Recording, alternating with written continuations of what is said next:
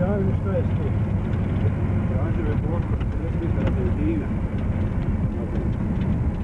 On je direktno, šta je? Direktno. Crno je malo. No da, ono je. Boris.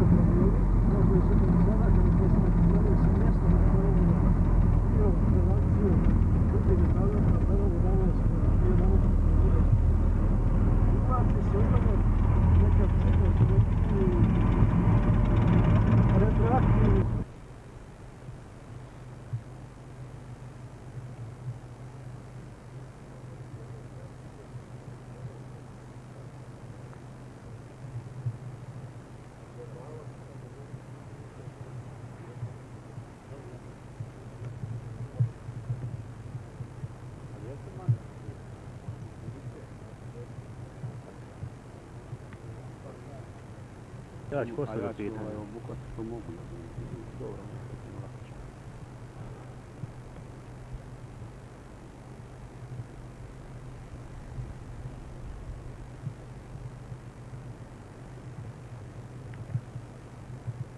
Odatle. To malo porijezimo. Tamo gdje mi to ne bude, to bude. Ovdje dosta. I gore.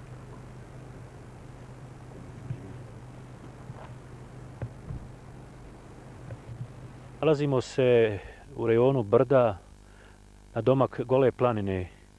Tačno prije godinu dana jedinice vojske Republike Srpske krenule su i sa ovog terena odlučujući u bitku za oslobađanje Jajca. Naš sagovornik je potpukovnik Milovan Višić, komandant prve mješovite protivoklopne artiljerijske brigade prvog krajiškog korpusa vojske Republike Srpske. Gospodine potpukovniče, ja vas molim da pokušate se sjetiti kako je izgledalo prije godinu dana na ovim terenima, da krenemo nekakvim redom kad je brigada došla na ove terene. Kada je to bilo? Vi ste verovatno upoznati. Brigada je došla početkom juna ovdje na teren koji je ovdje ispred nas. Međutim, pre dolaska brigade mi smo već bili oslobodili selo Vlasinje koje se nalazi ovdje levo od nas, nekih kilometar i po.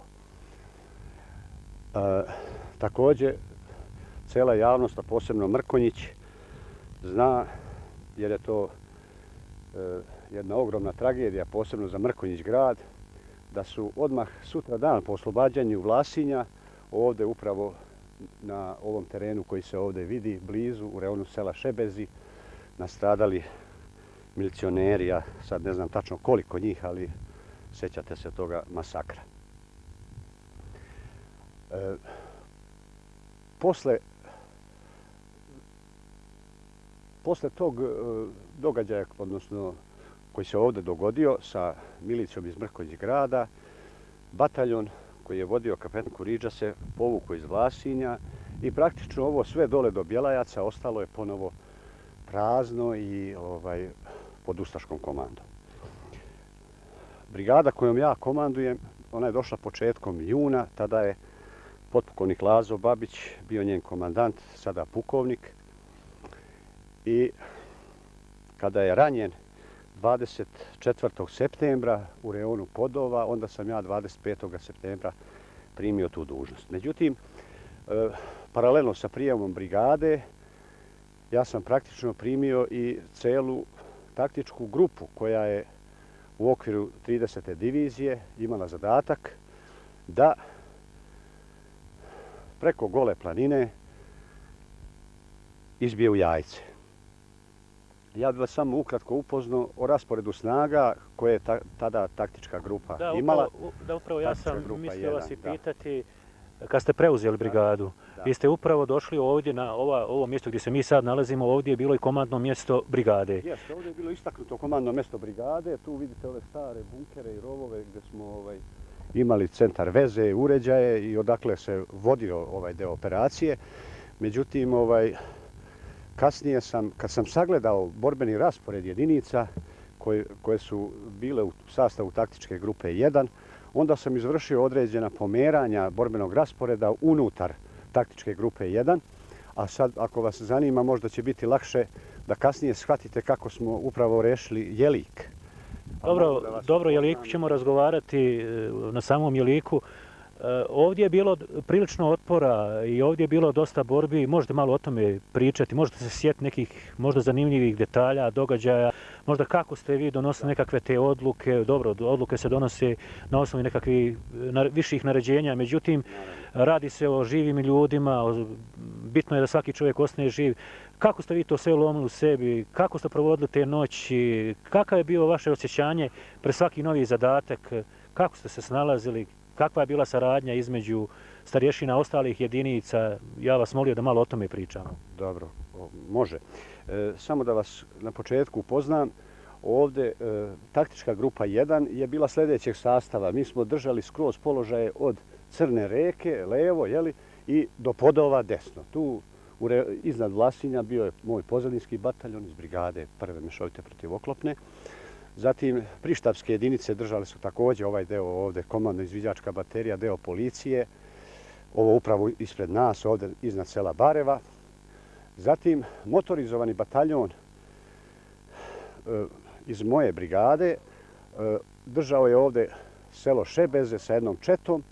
Druge dve su bile razvijene gore iznad Blaževića štala, a pored ovih snaga, to nisu sve iz brigade, imali smo u sastavu taktičke grupe i 2 bataljona iz Mrkonjića. Jedan je bio na Podovima, komandant je Mićo Savić bio, i drugi ovdje iznad Metale, levo selo Šebezi Metala. Kasnije sam ja izvršio neke rokade, pregrupisao snage, tako da mogu vam to gore kasnije reći. Naravno još uz angažovanje određenih ojačanja, da je taktička grupa 1 praktično imala najteži ovako teren što se tiče zemljišta, to je vidite neprohodno. Tukla nas je kiša iz dana u dan, otežano je bilo snabdevanje ljudi, to su sve napori koji su iziskivali maksimalno angažovanje i starešina i vojnika. A o samom toku gore daljih borbenih dejstava to ćemo malo gore kad se pomaknemo napred prema Goloj planini. Inače, izuzetno je bilo složeno. To je širok prostor, neprohodan, težak za manevar, a vremenske prilike su, vidite sad danas kako je, tako je otprilike bilo i prije godinu dana, možda i teže i gore. Jeste. A naročito pod borbom, sad smo mi ovdje komotni, možemo da pričamo do sutra. Dobro, evo i naši gledalci sigurno će vidjeti kako je danas loše vrijeme, kako je tek bilo prije godinu dana kad je cijelo vrijeme tih završnih, ja bih rekao, operacija za pad Jajca je padala kiša, bilo je očajno loše, grozno vrijeme, kako bi se reklo. Mi nastavljamo dalje put prema Jeliku i gore ćemo nastaviti naš razgovor. Još sam samo zaboravio da naglasim, a to se odavde može otprilike vidjeti. Podovi su desno gore, tu je bio drugi bataljon iz Mrkonjića. Odmah do njega levo, znači između Podova i Blaževića. Tog bataljona je bio Mihajlo Savić. Dalje, levo od njega, znači prema Blaževića štalama i nešto malo naprijed, bio je bataljon iz Šipova, odnosno iz 1. lake brigade, čiji je komandant Čulić, major, a komandant bataljona je bio Ćiro, iz Šipova. Da. Do njega levo, frontalno, na Jelik išao je motorizovani bataljon iz moje formacijske brigade i levo,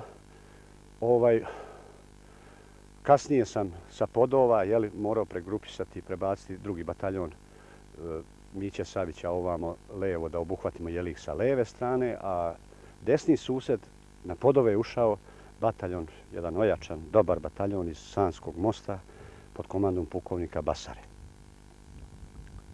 Ne bi sad vas zamarao, tamo desno bile su snage Ključke brigade, pukovnika Samardžije i gore južno od Jajca, to znate već.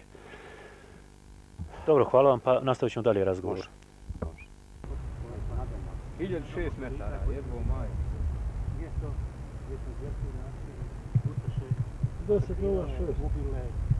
Kasnije zapalile 20 boraca i prvi mišovke brigade. Viške, je li pretreseno ovo ikada ovaj dolje prostor? Jeste.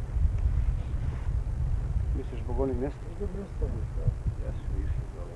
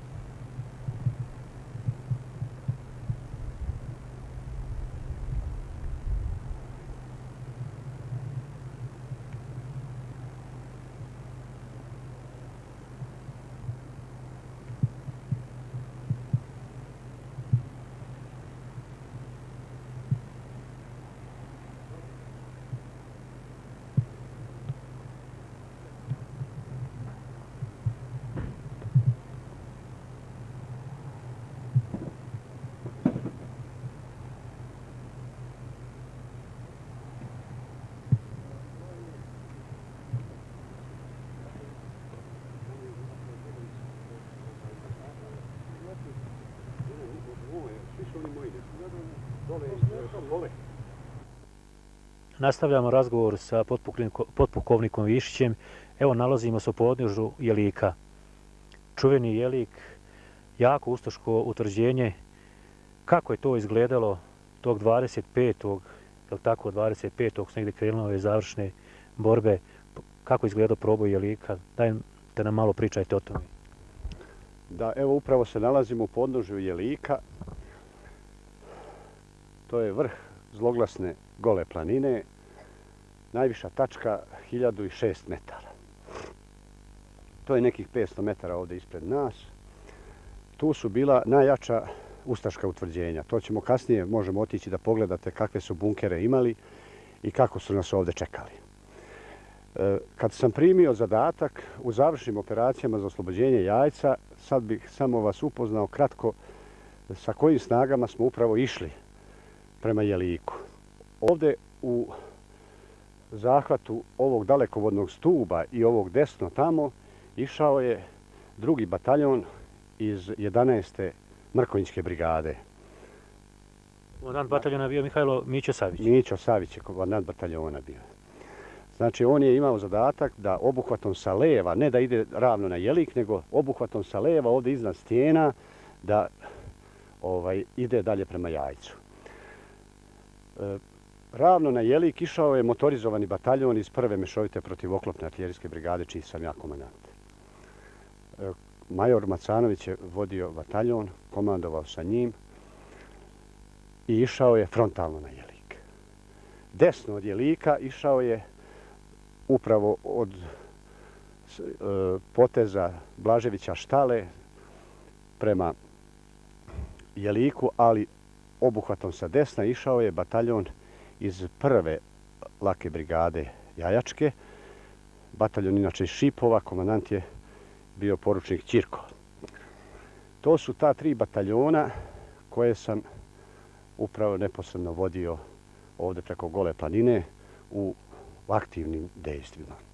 Da napomenem dalje, ovdje levo iznad Bareva na potezu Metala, Šebezi, tu je bio 3. bataljon iz 11. Mrkonjićke brigade, komandant sada major Istanović Bogoljub. Prvi bataljon, ja mislim. Tada je bio 3. Ja ne znam, možda su ga kasnije, da ne kažem, prekrstili. Jel? Bogoljub, on je imao zadatak da sa bataljonom drži aktivnu odbranu i ne silazi u Barevo sve dok ne padne Jelik. To sam ja procenio i naredio tako. I dole levo od njega bio je iz moje brigade pozadinski bataljon. Također držao liniju na Vlasinju, iznad elektrane. A kasnije su i oni, kad smo Jelik prokinuli, onda su i oni krenuli u aktivna dejstva ovom niz kanjon Vrbasa. To ću vam kasnije pokazati. Ovo bih hteo da naglasim. Ovdje vidite ovaj teren kakav je. Mi smo upravo sa ove linije ovdje, gdje se sada nalazimo i ovamo desno do Garinih dolina, u zadnjih 4 dana operacije rešili ovaj prostor ispred nas. Jelik je pao negdje oko 9 sati ujutru 29. A već u 2 poslepodne u centru grada, u Jajcu, na Tvrđavi je bila naša zastava. Znači ovo je bio ključ. Pa tako. General Talić kad je dolazio i pukovnik Blažanović kad su cenili i davali mi zadatak, očekivali su od mene da to rešim, a čekali su i ovi drugi malo jer stvarno je bilo gore žestoko njihovo uporište, dominantan je objekat, tako da su sve jedinice koje su bile vezane ovdje za Jelik i ovamo desno Podovi i Radići i Dodići na kojima su išli Sanjani i Ključani, na neki način su bili blokirani Jelikom. Vi ste kazali naše snage koje su ovdje bile. Vjerovatno ste i tada raspolagali podacima koje je snage imao neprijatelj. Možete li se malo nešto o tome kazati? Jelik je tu otprilike kapaciteta možda jedan bataljon u odbrani. Međutim, na ovom terenu, kad se dobro utvrdi i ukopa i kad su ustaše, vi znate, tvrdi borci u rovovima, neće oni lako iz rovova, onda možete misliti kako je tu žestoko bilo. Međutim, kad se krenulo odlučujuće... Moram još to da naglasim, svaki od ovih bataljona imao je u svom sastavu takozvane udarne vodove, najhrabrije momke, najodvažnije koji su uvek ispred bataljona vršili i izviđanje i upad u te bunkere. Recimo, jedan dan su ovdje 70 bunkera digli u danu. Ta udarna grupa, a onda bataljon priđe i ostane na toj liniji. Teško je bilo po ovakvom vremenu, najteže zadržati se na dostignutoj liniji, a moralo se ići iz dana u dan po 200, 300, 500 metara koliko se uspevalo. Tako da smo jednom upornom, kako bih rekao, upornim aktivnim dejstvima, stalno i danju i noću, pomalo ih načinjali i na kraju uspeli. Naše su jedinice bile izložene strašnoj artiljerijskoj vatri sa lijeve strane i to je trebalo izdržati. Da, evo vidite, ovamo dominiraju gornji i donji Bešpelj, otuda se sve vidi golim okom i ovaj teren je stalno bio pod minobacačkom i njihovom artiljerijskom vatrom sa boka, a naših snaga tamo nije bilo. Sve je tu, Barevo bilo njihovo. Posle pada Jelika i samog oslobođenja grada Jajca, onda sam izvršio pregrupisavanje snaga i krenuli smo dole u kanjon sa 3. bataljonom iz Mrkonjića, drugim isto iz iste brigade iz Mrkonjića i motorizovanim bataljonom iz moje brigade. Stišli smo, uzeli Barevo, elektranu prvo 1 pa 2, a onda uz Daljevac išli prema Dobratiću sa 2 bataljona iz Mrkonjićke brigade, a motorizovani iz moje formacijske brigade išao je od elektrane na Cvitoviće, dalje gore Kuprešani i skroz preko Seotka do pred same Dobratiće.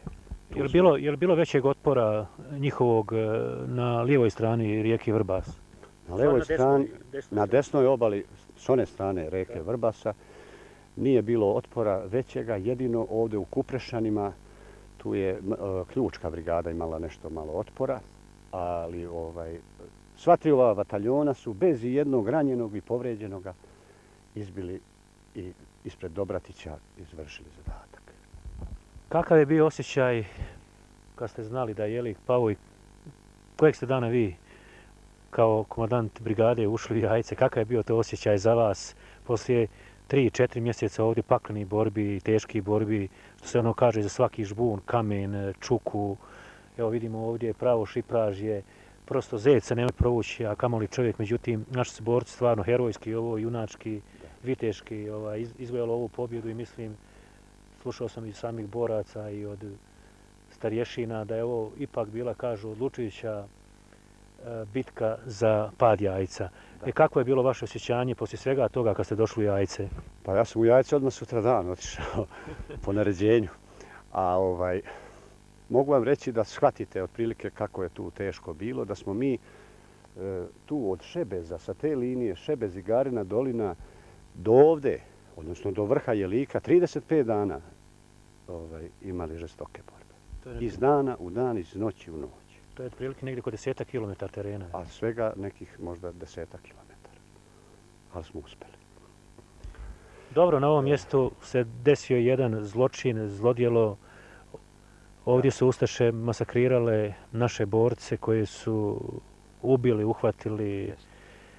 Vi ste iskoristili tu priliku i ovdje ste i podigli jedan spomen obilježje koje ćemo prikazati našim gledalcima sa ove druge strane. Evo baš na ovom mjestu gdje se sada nalazimo, tu je treća četa iz mog motorizovanog bataljona, 12. na 13. avgust 1992. godine doživjela stvarno tragediju kakvu mislim da nije ni jedna četa u diviziji, pa možda i u korpusu u tako kratkom vremenu. Ustaše su ih dočekali ovdje, vidite, sa ove linije visoke šume ispod Jelika i žestokom vatrom. Tu imali smo oko 20 mrtvih ljudi, ranjenih također više, tu negdje oko, ne znam, tačno 60 čak ranjenih. A onda su sve te ubijene i teško ranjene na tom mjestu tu spalili. Povodom oslobođenja grada Jajca potekla inicijativa da to mjesto obeležimo jer je na neki način najtragičnije u celoj ovoj ovdje zoni taktičke grupe 1 koju sam vodio. Tako da smo tu, sad možete pogledati, podigli jedno spomen obeležje i na njemu upisali sve poginule borce iz moje brigade za operaciju Jajce i iz pridatih jedinica, znači iz Mrkonjića ova 2 bataljona i iz Šipova 1 koje sam vodio ovdje preko Gole planine. Imamo se pored spomen obilježja o kojem smo već govorili na Goloj planini koji su podignuli borci prve motorizovane protivoklopne artiljerijske brigade. Tu se imena nalaze 77 poginulih boraca koji svoje živote uložili za proboj ove planine i za slobodu srpskog naroda i pad Jajca. Potpukovniče, kako je potekla ova inicijativa da na ovaj način obilježite ovo ovdje mjesto? Pa ovdje su dolazile porodice poginulih boraca iz moje brigade, prve mešovite protivoklopne artiljerijske brigade. Pošto se u sastavu taktičke grupe koju sam vodio i komandovao, njome nalazile još ove 2 jedinice, odnosno 2 bataljona iz 11. brigade i 1 bataljon iz 1. lake brigade. Onda smo odlučili da sve poginule stavimo na ovu ploču iz ovih jedinica koje su bile u sastavu taktičke grupe 1. Inicijativa je potekla iz komande moje brigade i ovaj spomenik, odnosno spomen obeležje koje smo eto na neki način ovdje uspeli da to postavimo, je simbol borbe srpskog naroda i verovatno će mnogim generacijama koje budu dolazile ovdje da to vide služiti kao motiv za dalji opstanak i egzistenciju srpskog naroda uopšte na ovim prostorima.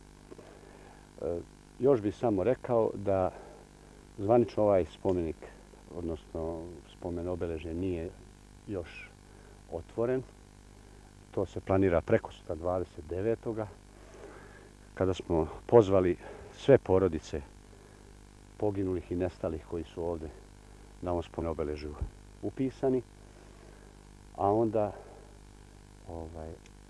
ćemo ovo mjesto, kako to dolikuje srpskom narodu, osveštati obećao je i vladika doći baš na ovo mjesto. Banjalučki vladika Jefrem. I ovdje se održao i parast o svim žrtvama koje su pale za oslobođenje Jajca. Da. Tu bi bila taj centralni deo, a onda znači za sve žrtve Jajca iz ostalih jedinica koje su bile tu desno od mene, jel, iz jedne, druge, treće, svih ovih brigada koje su učestvovale u oslobađanju Jajca. Hvala vam na razgovoru i hvala srpskim borcima, svim, a vječna slava borcima koji su položili svoje živote za slobodu srpskog naroda i sigurno koji su najviše doprinijeli da ipak grad Jajce bude slobodan i da ostane u srpskoj zemlji. Ja se nadam da hoće za sva vremena.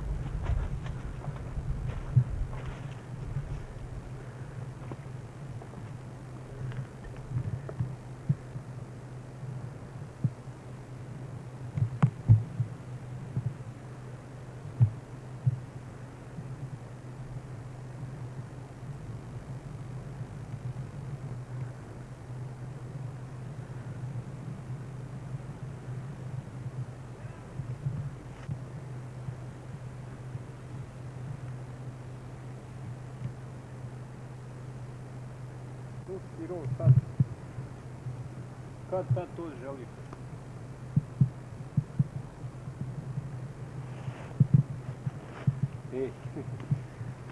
Dio drveta, uzeti i od nje dole. Evo, mijenja se muzika.